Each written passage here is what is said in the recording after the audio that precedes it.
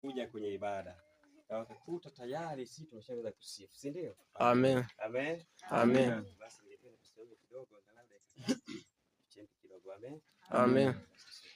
Kitabu cha Mwanzo sura ya kwanza mstari wa 3. Kitabu cha Mwanzo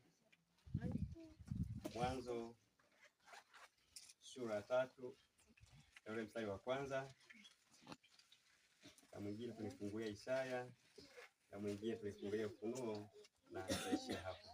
Amen. Amen. Mwanzo sura ya 3 mstari wa kwanza inasema, basi nyoka alikuwa mwerevu kuliko wanyama wote wa mwitu aliyowafanya Bwana Mungu. Akamwambia mwanamke, ati hivi ndivyo alivyosema Mungu, msile matunda ya miti yote ya bustani? Mstari wa 2, mwanamke akamwambia nyoka, matunda ya miti ya bustani twaweza kula, lakini matunda ya mti ulio katikati ya bustani Mungu amesema msiyale, wala msiyaguse, msije mkafa. Nyoka